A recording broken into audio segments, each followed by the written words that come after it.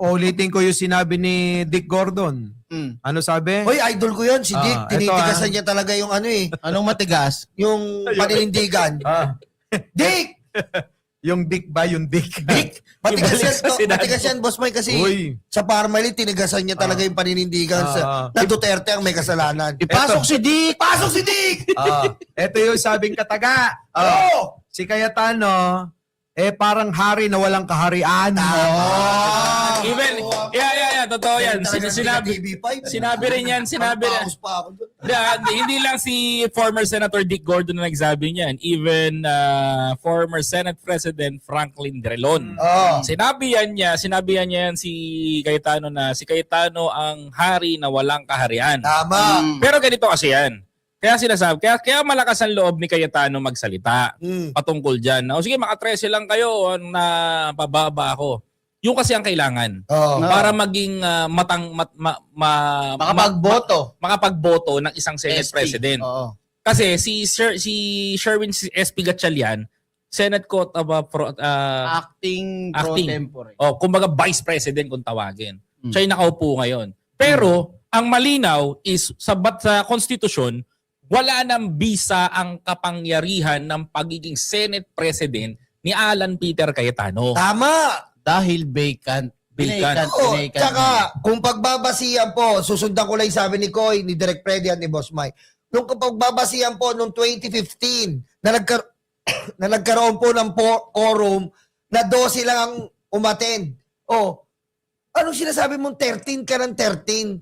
12 pwedeng ituloy. Dahil mismo si Pia Cayetano ay nandun. Dahil mismo si Loren Legarda ay nandun. Nung mga nakaraang may quorum na 12 lang. Huwag nyo linlangin yung tao.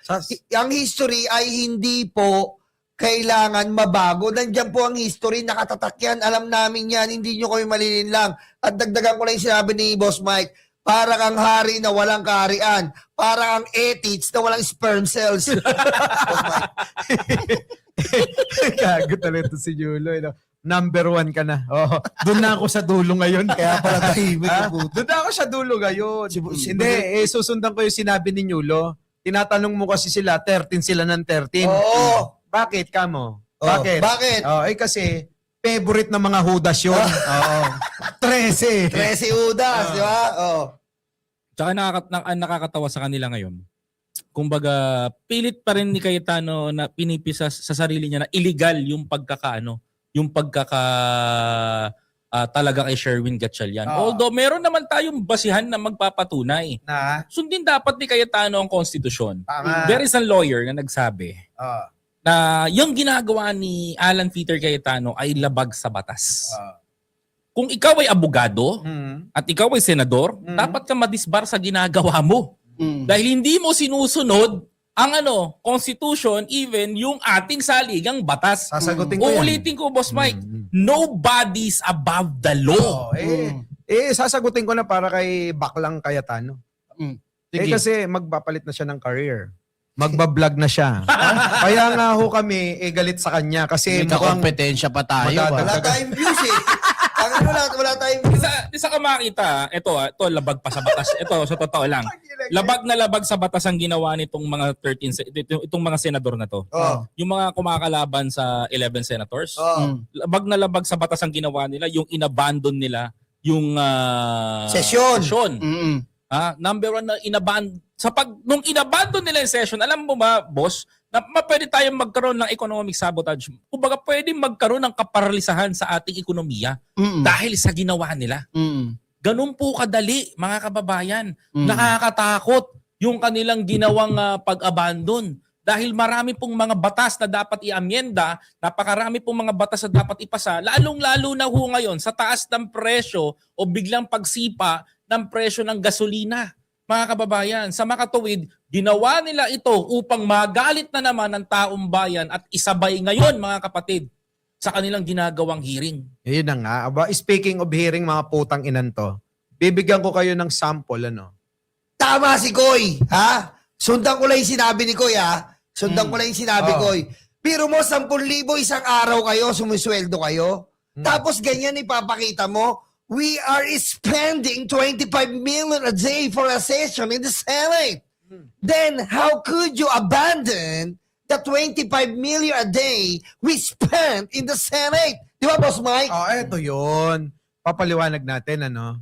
Kung hindi ba naman lintikan ng mga bobot mga tanga, napakahaba ng listahan ni Saldico na pinagsasabi nila na nakatanggap daw ng pera.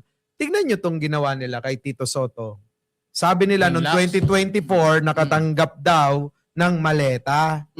Baka nakalimutan nyo, 2025 lang uli tumakbo bilang senador si Tito Soto. How come na makakatanggap ng maleta noong 2024 kung 2025 pa lang siya naging senador? Tama, Pedro. Mali yung Isa script. pa, bakit nasama? Kaya ayoko maniwala sa mga putang inan to, sinama pati si Atty. Claire Castro. Oh! Akalain mo Alam yun, nyo ah. ba, kilalang kilala natin yung tao na yan, Oh. na ayaw sa pera niyan. Tama. At kailan pa naging tagapagsalita si Yusek Claire Castro? Oh. Halos wala na si Saldico. Tama. Nung pumasok siya. Bakit dinadamay nyo siya? Takot kayong maging senador, ano? Hindi, kasi alam mo kung tatakbo itong si Atty. Claire Castro, panalong-panalo to sa masang Pilipino. Number 1, dadalhin ng mga content creator yan. Number 2, pasok sa panglasa ng taong bayan. Oo. Number 3, yung ginagawa niyang pagmamalasakit, di na trabaho eh. Pagmamalasakit na to eh. Prinsipyo, malasakit, pagmamahal sa bayan. Yun ang quality ng mga senador na kailangan natin. Kung ito makakapasok, ito ang totoong Miriam Defensor. Tama. Hindi. Ito gusto ko lang i-open up ulit sa inyo kasi nakatutok talaga ako nung umaga pa lang sa Senado. Gusto kong maintindihan ng mga kababayan natin kasi marami nagko-comment yung way ng batuhan ng tanong ni Marcoleta, ni Cayetano, at ni sino pa tong isa? Baba. Yan. At meron pang Leading isa. Sino? Yung palamuti. Robin Padilla. Hindi, umakin mo, panalamuti ka lang dyan, hayop ka. Hindi ka na lang lumiban, di ba? Tama ka, number 1. Tuloy mo, direct. Hindi kasi kung mapapansin nyo at kapansin-pansin talaga, yung mga tanong ni Marcoleta, sagot niya rin. Tapos, yung mga sinasabi ng mga 18 marites, halatang-halata mo, bukod sa nauutal na, talagang hindi nila masabi ng galing sa puso. Parang robot. Alam mo yun? Direct tanawin kita. May nakita ka ba kanina na katulad ng ibang Blue Ribbon Committee na nagpapakita sila ng ebidensya? Wala. Wala nga. Puro Hershey. Laway. Laway ang puhunan. Kaya nga wala doon yung yung Senate Secretary, di ba? Wala yung logo, wala yung seal kasi nga hindi otorisado at illegal yung ginawa nilang Blue Ribbon kineme-eme. Putang ina nyo. Kaya nga, sabi ko nga, kaya pinagpipilit ako sa taong bayan. Kitang-kita nyo ho mga kababayan ko, yung nangyari hong katarantaduhan nila sa Senado. Ni audience, ni tao, wala. Tama. Kumbaga sila lang ang naglolokohan doon. Tama. Sila lang ang naglolokohan doon upang mapaniwala nila yung mabubudol nila. Tama. Alam mo kung nagkataon, hindi na ako magtataka, mamaya-maya lang, may magrarally na naman sa Senado. Magpupuntahan na naman yung mga DDS at yung mga GGS. Ano nga ibig sabihin ng GGS? Kanya pa narinig sa akin, no? Ano? Ano ba yan? JJ mo ba yan? Hindi, mga Gcash vlogger. Gcash vlogger. Gcash vlogger, Gagatas na naman sa mga viewer. Oh, Sandali lang. May dadagdag pa ako. Hindi pa tayo tapos. Balikan mo! Alam nyo, ay kay Marcoleta pala to. Alam mo Marcoleta, isa ka patang inumin mong gago ka. Hindi mo naisip, sinabi niya mga kapatid na may mga bayarang media. Tapos kamukat-mukat, itong si putang ina si Cayetano, Mr. Chair, excuse lang, susunduin ko lang yung mga media kasi kailangan na hindi sila pinapapasok. Akala ko babayaran. Ang ina mo, susunduin mo pa. Bayaran pala baka binayaran nga nila. Kaya nasabing bayaran. Ganon. Eto, babasahin ko, Boss Mike, from Tita Ruico Aiko from USA. Wala talagang kwenta yung ginagawa ni Alan Peter Cayetano. Hindi niya deserve maging Senate President. Correct. Bumaba na lang siya sa pwesto.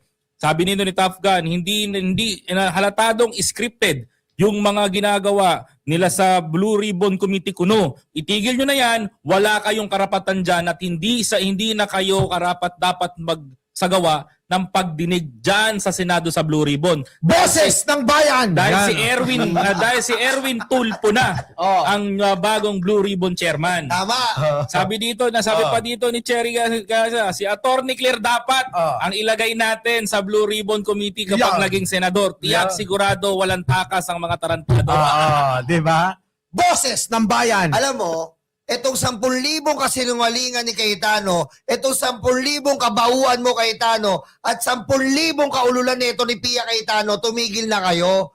Pinakita nyo sa taong bayan nung nakaraan na kaya nyong tablahin ang sesyon ng taong bayan para sa sarili nyong kapritsyo, kaululan. Sabi nga ni sabi nga ni Ala, this is the Senate of the Philippines. Yes! We are the first defense. Ganito, emirate na ganyan. Putang ina ka. Tignan mo, sabi mo Senate, kayo ay nasa Senado, senador kayo, binoto kayo ng taong bayan. Putres, pipigilin mo yung sesyon. Hindi kayo gagawa ng batas, hindi kayo mag-aamyenda. Ano mangyayari sa Pilipinas? Sa bibigyan na ng galing, we are the first line of defense. Sinabi niya na. Tama. Pero anong gagawin niya? Tingnan mo, kung nagkataon nagtuloy-tuloy ito at hindi nanindigan yung 11 senators, magkakaroon tayo ng economic problem. Oo. At yung economic problem na yan at dadanasin natin. Even President Bongbong Marcos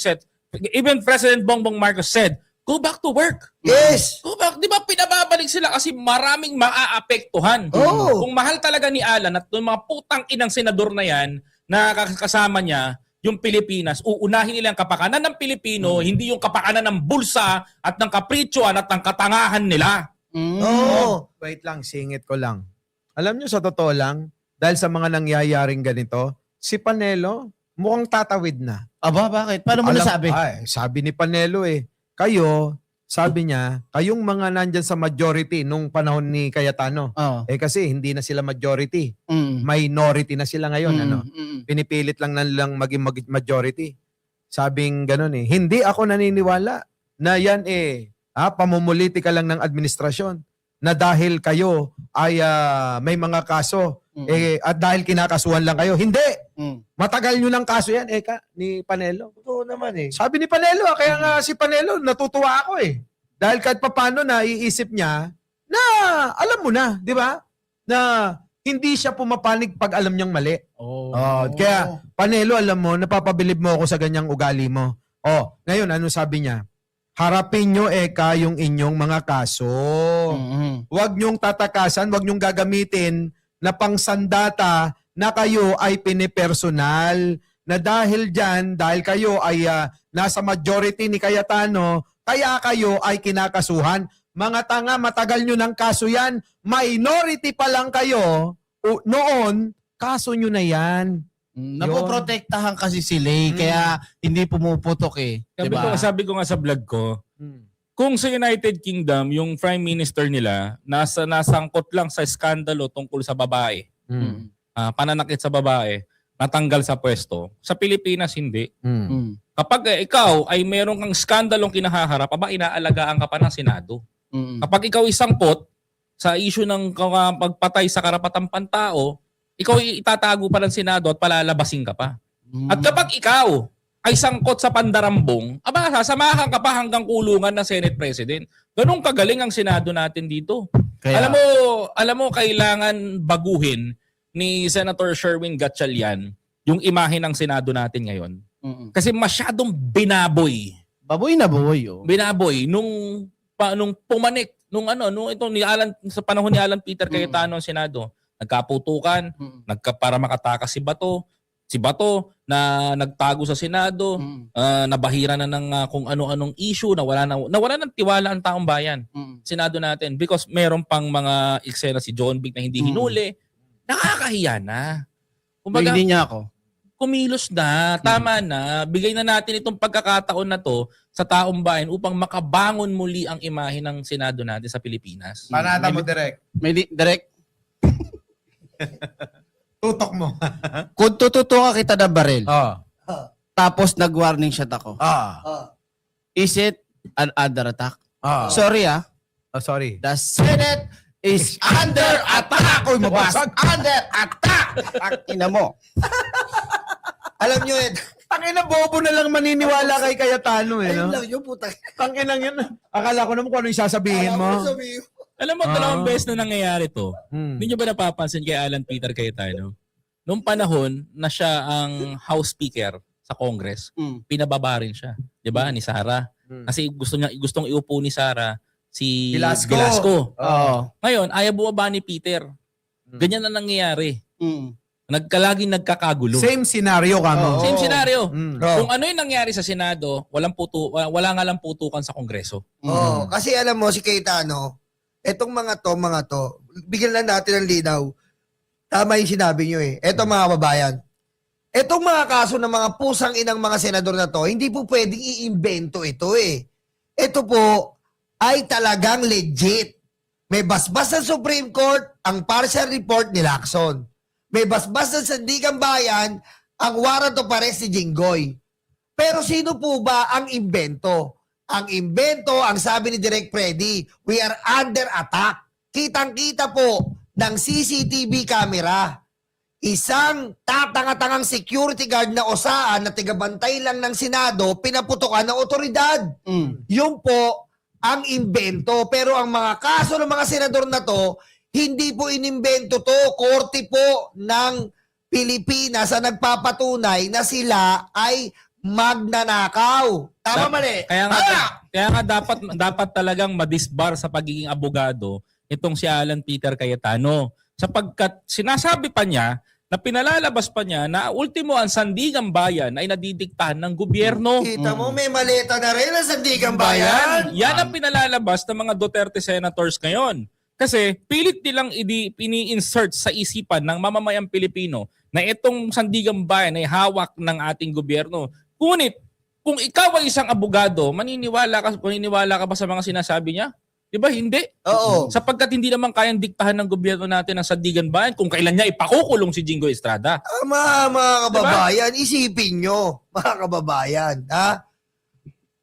Dumating na ang mga DDS sa pinaka nakakabahong bantot na estado. Ang ipagtanggol si Jinggoy Estrada. Mantakin nyo, 2001 sperm cells pa lang ako ng nanay ko, may kaso na yan. 2014, waiter na ako sa karinderya, may kaso uli. Tapos ngayon, pamilyado na ako, ikaw pa rin ang may kaso. Dumating na kayo sa kabantutan, mga DDS. Teka, Si Yulo. Jinggoy yung Yulo, huwag ka mag-alala. Magkakaapo ka pa, may kaso pa rin yan.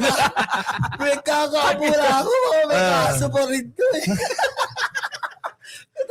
Kaya parang ayoko na nga maniwala eh.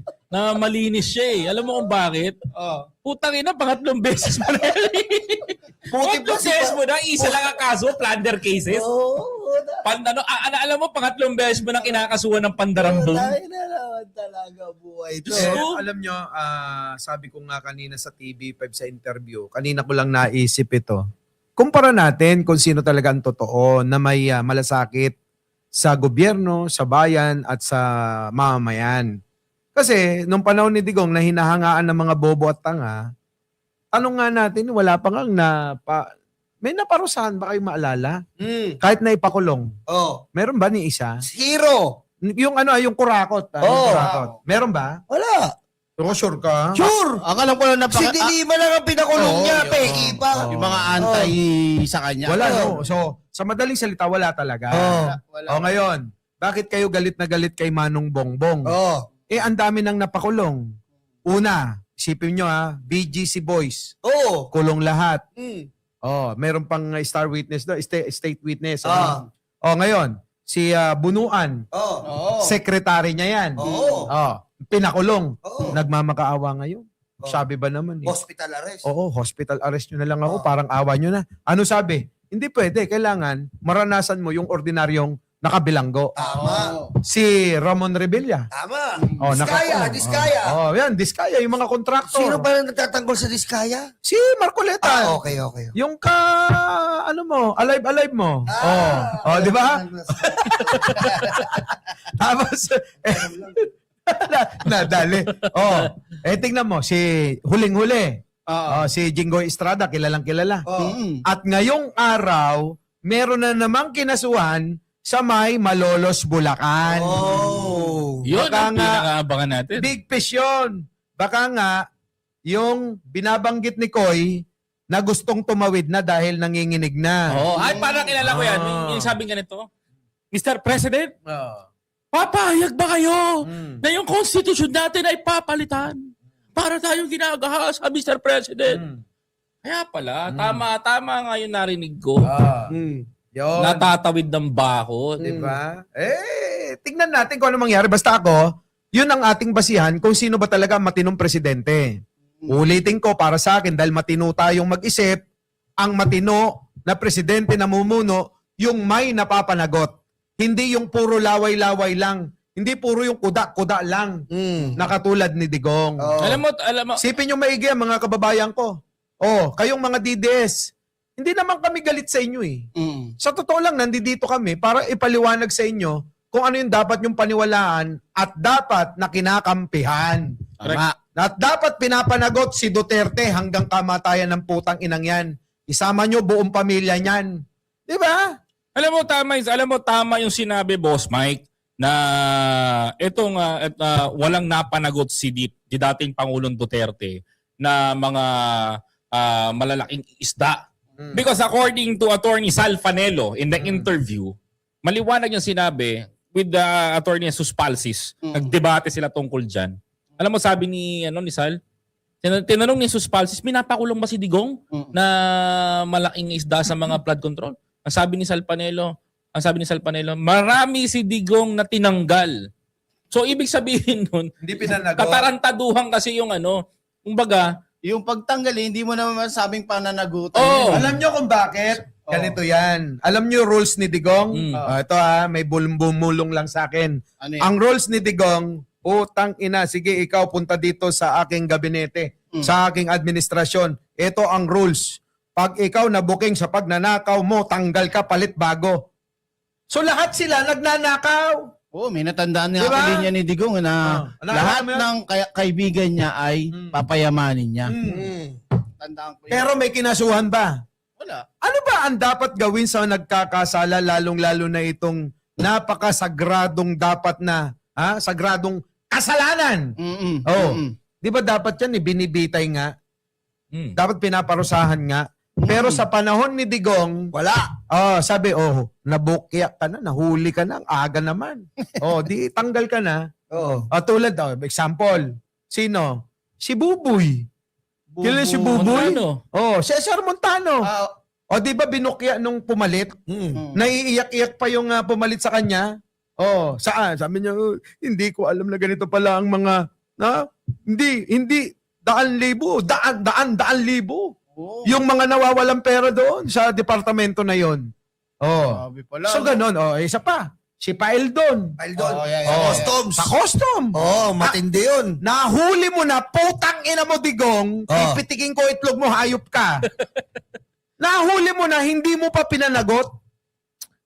Pinagtanggol mo pang hayop ka. Tama. Nako. Saan ka nakakita ng ganun? Huli na. Pero pinagtatanggol ni Duterte. Boss Mike, kung yung toneto nila dang ipinagbabawal na gamot na nahuli sa warehouse ni Michael Yang, yung mga nanghuli pa ang hinuli. Pinagtanggol pa niya yun, Oo, at ginawa niya pang economic advisor si Michael Yang. Pinagtatanggol niya kasi talaga yung mga kaibigan niya, yung mga kanegosyo niya. Uulitin ko, itong si Duterte, lahat ng pagkakakitaan, illegal o legal, lahat sinakop niya.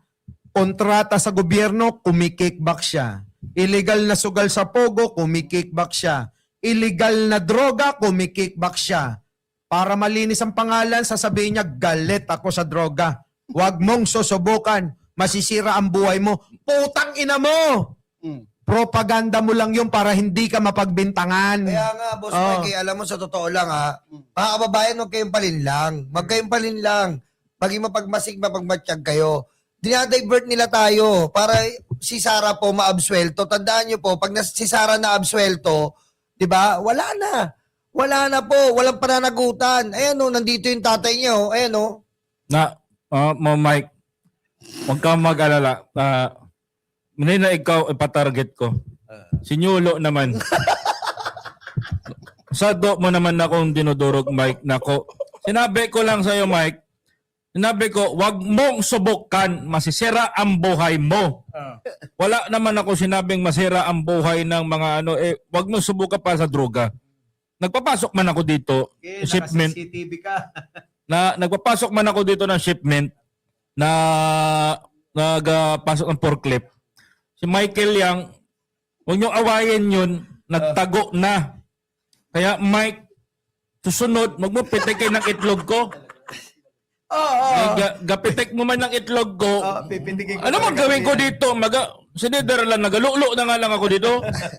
Wala awa sa akin, Mike. Kaya pag mamisita ka dito, salubungin kita sa git, Mike.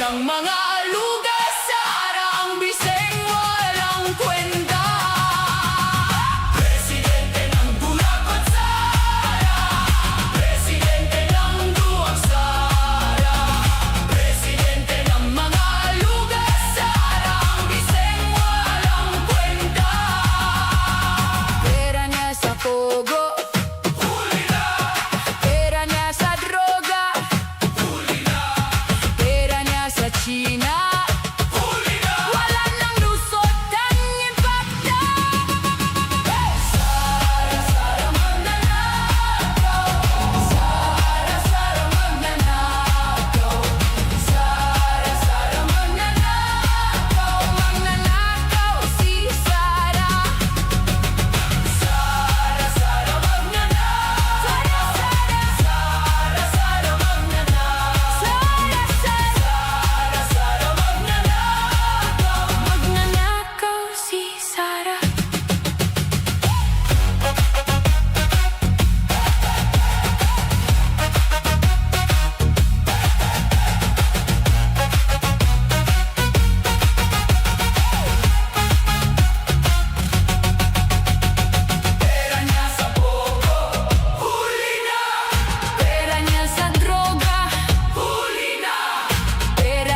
China